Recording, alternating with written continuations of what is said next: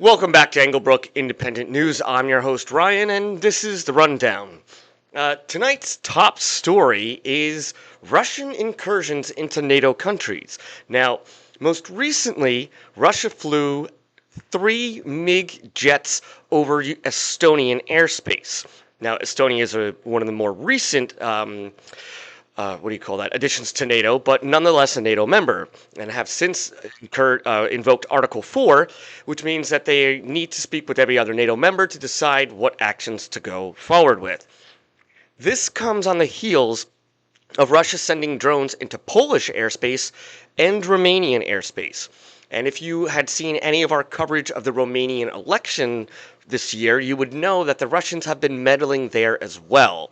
So it's very clear that the Russians are testing the borders of the NATO countries. Since the drones were flown over Poland, Poland has been moving troops near the border with Belarus to kind of try to cut off Russia's access to the West. So things are heating up over there. It's very clear the Russians are not doing this by accident. They are very familiar with that airspace. They've been flying in their own airspace nearby for decades now. They know where the borders are. They know where the borders are from when it was the Soviet Union, and all those countries were part of the Soviet Union. So this was no accident. The Russians are very clearly testing the NATO allies to see if there are any weak points. It has long been suspected that Vladimir Putin would like to invade these other countries and reorganize or rebuild or reconstruct the old Soviet Union.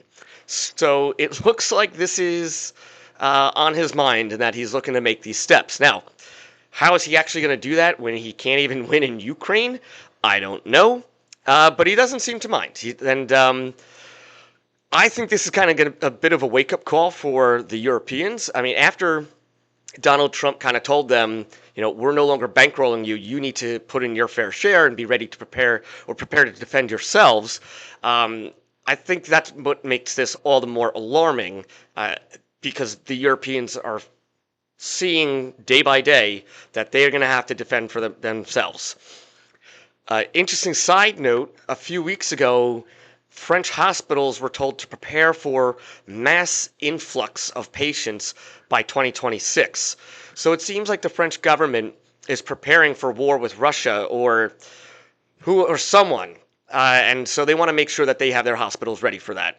So all the signs are pointing to there's going to be some kind of a showdown, and I don't know if Russia's going to back down, considering that they do have a very large country. They have historically been able to hold out against Europeans, and of course they are nuclear armed. So we shall see, but we will be keeping coverage on this as it happens. We'll keep you in the loop. Next, the government shutdown. So the House of Representatives barely passed a stopgap bill that was created by the Republicans to fund the government until about November 21st. The Democrats, on the other hand, put together their own proposal, which would fund the government until October 31st, but also had some provisions about health care and would undo some of Trump's funding cuts. Well, both proposals failed in the Senate. And because of the Rosh Hashanah holiday break, it's very likely that they're going to all spend the next 9 days not in Washington. This leaves only a couple days, I believe something like 48 hours, for the Senate to pass a bill to continue funding the government by September 31st, by midnight September 31st, or the government's going to be in a shutdown. Now, we've seen this before, so it's no real big deal to us who are used to it. But for those of you who don't know, it essentially means that all non-essential workers in the government, like the National Park Service, they get furloughed, and all of those people don't get to come to work, and they don't get to get paid.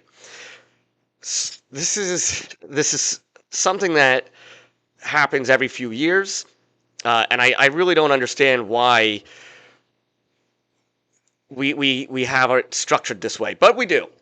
So in any case, there is going to be a showdown about the shutdown, and it's very likely that we will see a shutdown, even if it's only for a couple days or a short term.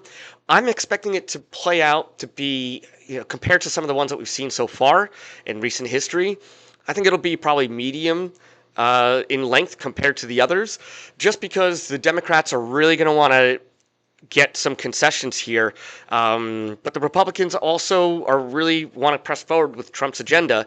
So I think that's going to kind of force everybody to the table to make a deal. But I don't think it's going to happen overnight. I don't think we're going to see a quick one made. I think it'll probably last maybe 2 or 3 weeks. In any case, that's all the news for tonight. Thanks for stopping by. And as always, don't forget to subscribe.